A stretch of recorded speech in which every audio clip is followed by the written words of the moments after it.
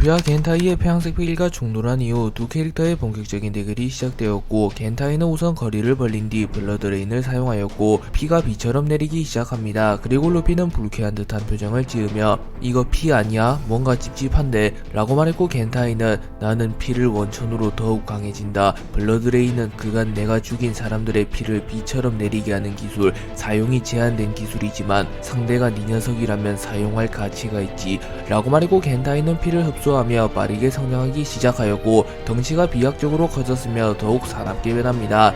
그리고 겐타이는 빠른 속도로 루피에게 접근하여 루피의 복부에 혈권 타전을 사용하였고 루피는 충격을 받으며 하늘로 높이 날아갑니다. 그리고 겐타이는 밀려난 게 아니라 하늘로 날아갔다 라고 말하며 의아함 듯한 표정을 지었고, 겐타이가 의아함을 느꼈듯이 루피가 하늘로 날아간 이유는 루피가 정타를 허용하기 직전 몸을 틀며 정타를 피해내며 역습을 하기 위하여 하늘로 날아간 것이었습니다. 그리고 이내 루피가 하늘에서 하강하며 겐타이에게 다가왔고 루피는 고무고무 던 게틀링건을 사용하여 겐타이를 공격하였고 겐타이는 충격을 입으며 땅에 처박혀버립니다. 겐타이는 루피의 연속조기 공격을 허용하며 꽤나 큰 충격을 입게 되었고 더 이상 몸이 완벽하게 재생되지 않게 됩니다. 그리고 겐타이는 벌써 한계에 온 건가, 역시 강하군 밀짚모자 루피 라고 말하고, 루피는 니시시시 너도 꽤 강한걸, 전대 해적왕이라더니 잘 버티는데 라고 말합니다. 그리고 겐타이는 순진한 얼굴로 잘도 절망감을 주는군, 이 녀석은 이 녀석이 얼마나 강한지 모른다는 거냐 라고 말한 뒤 자신의 필살기를 사용하여 전투에 결착을 지으려 합니다. 그리고 겐타이는 저주받은 고대의 주술 중 하나이자 PP 열매의 능력 중 최고봉이라고 볼 수 있는 혈막 예약을 사용하였고 순식간에 겐타이의 몸에서 피가 빠져나가기 시작합니다. 그리고 겐타이는 혈막 예약은 고대의 괴물 혈마와 계약을 맺는 기술, 시전자의 목숨이 위태해진다는 단점이 있다만 이 녀석과 상대하기 위해선 목숨 정도는 걸어야겠지 라고 말했고, 잠시 후 겐타이는 고대 혈마의 모습으로 변하게 됩니다. 참고로 고대 혈마는 토트무지카와 같은 고대 마수 중 하나입니다. 겐타이가 혈마로 변한 이후 루피도 조금은 섬뜩한 감정을 느끼며 주먹을 치켜세우며 최후의 공방을 준비하였고, 겐타이는 자신의 자아를 잠식하려는 또 다른 누군가와 대화를 하고 있었고 겐타이는 나를 소환한 건 400년 만이군. 시끄럽다. 저자는 조이보이의 환생이라고 불리는 자. 이 녀석 또한 조이보이에게 원한이 있는 걸로 알고 있다. 저 녀석을 죽인다면 저 녀석의 피를 이 녀석에게 주지. 하지만 방심하지 마라. 저자의 강함은 우리의 예상을 훨씬 웃돈다.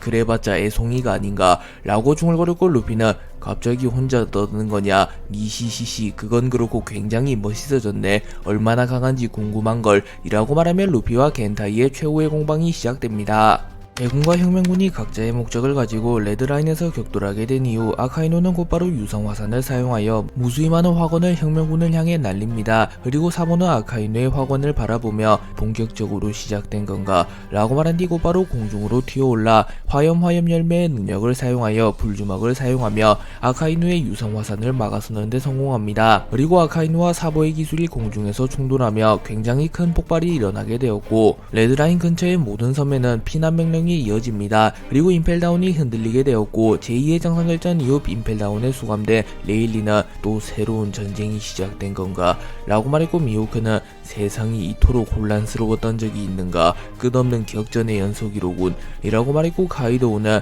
우로로로로 인간을 지배하는 건 결국 가장 강한 힘 밀짚모자와 세계정부 중 하나가 사라지지 않는 한 전쟁은 결코 끝나지 않을 것이다 라고 말합니다. 그리고 빅맘은 맘마 기왕이면 밀짚모자가 이겼으면 좋겠군, 그 녀석은 우리를 가둬두지는 않으니 말이야 라고 소리칩니다. 아카이노가 유성화산을 사용한 이후 쿠로우마가 아카이노에게 다가와 사카즈키 사장 레드라인에 주둔 중인 적을 분석한 결과 드래곤을 제외한 혁명군으로 분석되었소 라고 말했고, 아카이노는 담배를 물어들며 이 정도 전력 차이라면 질래야 질 수가 없다. 혁명군 2인자 사보만 잡으면 전쟁은 끝이 난다 라고 말했고, 기자루는 연기 녀석이 오지 않은 건 아쉽구먼 라고 말하며 스모커가 합류하지 않은 건 아쉽다고 말하였고, 아카이노는 거푸 중장을 떠올리게 하는 녀석이지 벌써부터 진급을 거부하다니 라고 말하며 스모커를 떠올리며 거푸를 떠올립니다. 그리고 로쿠규는 라하하하 매력있잖아 스모커상, 단번에 성장한 것도 그렇고 밀짚모자 루피를 직접 잡겠다는 고집이 성장의 원동력이 될 줄이야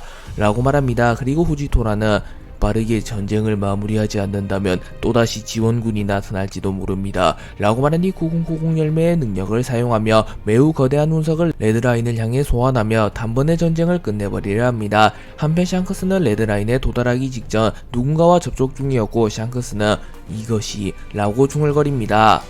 샹크스는 혁명군의 지원 요청을 받은 이후 곧바로 레드라인으로 향하고 있었습니다. 그리고 레드포스호가 레드라인에 다다르려는 순간 무수히 많은 해왕류들이 일제히 이동하고 있었고 빨간머리 적단은 이동하는데 제약을 받습니다. 그리고 벤베크맨은 샹크스 이거 심상치 않은데 자칫 하다간 저놈들에게 부딪혀 배가 침몰할지도 모르겠군 이라고 말했고 샹크스는 해왕류가 이렇게 질서정연하게 움직이는 건 처음 보는군. 해왕류들에겐 미안하지만 폐양색 패기를 사용하여 모조리 기절시킨 뒤 우선은 길을 열 수밖에 없겠군 이라고 말한 뒤 폐양색 패기를 발현하려 합니다. 하지만 그 순간 용궁왕국의 왕 넵튠과 호해가 모습을 드러냈고 넵튠은 다급한 목소리로 빨간머리 멈추시게나 라고 말했고 샹크스는 폐양색 패기를 발현하지 않으며 용궁왕국의 왕 넵튠 설마 해왕류를 통솔하는 게 당신이었소? 라고 물었고 넵튠은 아니 내가 통솔하는 게 아니오 용궁왕국의 공주 시라우시의 힘이오 라고 말했고 시라우시가 고대병기 포세이돈이라는 것을 알고 있었던 샹크스는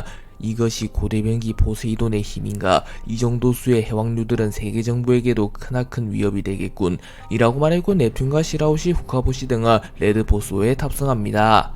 넵튠과 시라우시, 후카보시가 레드포스호에 탑승한 이후 징베 역시 함께 모습을 드러냈고 샹크스는 징베 어떻게 된 일인지 간략하게 설명해 줄 수 있나?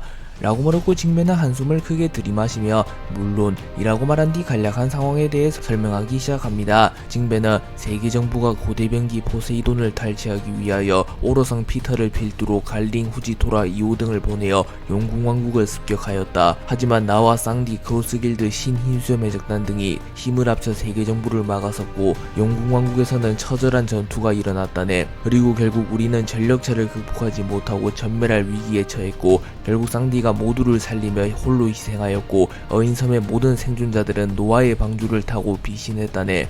그리고 생존자들은 이내 쌍디가 붙잡혔다는 소식을 듣게 되었고 시라우시 공주 역시 더는 참을 수 없다고 말하며 생존자들은 민간인들을 대피시킨 이후 곧바로 쌍디의 복수를 위해 레드라인으로 이동 중이었다네. 라고 말했고 샹크스는 검은 달이 모두를 살리기 위하여 자신의 목숨을 희생했다라 정말 용기 있는 결정을 하였군 라고 말합니다. 그리고 빨간머리 적단과 어인섬 전쟁의 생존자들은 모두 합류하며 함께 레드라인으로 향하였고 시라우시 역시 더 이상은 겁쟁이가 아닌 한나라의 공주다운 모습을 보이며 결의를 다집니다. 마르코 역시 루피, 조로 등과 함께 성지 마리조아에 침공하였고 마르코는 우선 빠르게 쌍디를 수색하기 위하여 사이퍼 요원들을 따돌리며 쌍디 수색에 나섰습니다. 그리고 마르코는 성지 마리조아의 건물 대부분을 견문색 패기를 사용하여 살펴보았으나 쌍디의 기운은 전혀 느껴지지 않았고 마르코는 역시 검은 다리는 판게아성에 있는 건가 진입하기가 여간 까다로운 게 아니겠군요이 라고 말합니다. 그리고 마르코는 잠시 내려와 휴식을 취한 이후 루피를 따라 판게아성으로 진입하려 합니다. 하지만 그 순간 사이퍼폴 이지스 제로 로브루치가 나타났고 로브루치는 마르코의 얼굴에 총을 쏴버리며 그만 더는 날뛰게 두지 않겠다. 흰수염 해적단 1번대 대장 마르코 라고 말합니다. 그리고 마르코는 곧바로 악마 일매 능력을 사용하여 터져버린 머리를 재생하는 데 성공하였고 로브루치 성가신 녀석이 나타났구만 요이 라고 말하며 세세 열매 모델 불사조의 능력을 사용하여 불사조로 변신합니다. 그리고 루치는 어리석군 아직도 각성을 이뤄내지 못한 건가 라고 말한 뒤 고양고양 열매 모델 레오파드의 능력을 사용하여 레오파드로 변신합니다. 그리고 루치는 악마 열매의 각성을 이뤄냈기에 근두움과 같은 것이 몸을 둘러싸고 있었으며 덩치도 일반적인 변신폼보다는 조금 더 커져 있었습니다. 그리고 이를 본 마르코는 동물계 악마 열매 각성인가 하지만 일반종을 각성하는 것과 환수종을 각성하는 것의 난이도는 천지 차이다고 요이 전 사왕 카이도우조차 청룡의 능력을 각성하지 못했으니 라고 말하며 자신은 동물계 악마 열매 환수종을 먹었기에 각성에는 도달하지 못했지만 성능면에서는 환수종의 이점을 이용한다면 전혀 밀리지 않는다고 말합니다. 그리고 로브루치는 그것은 핑계에 불과하다 라고 소리쳤고 로브루치와 마르코의 본격적인 대결이 시작됩니다.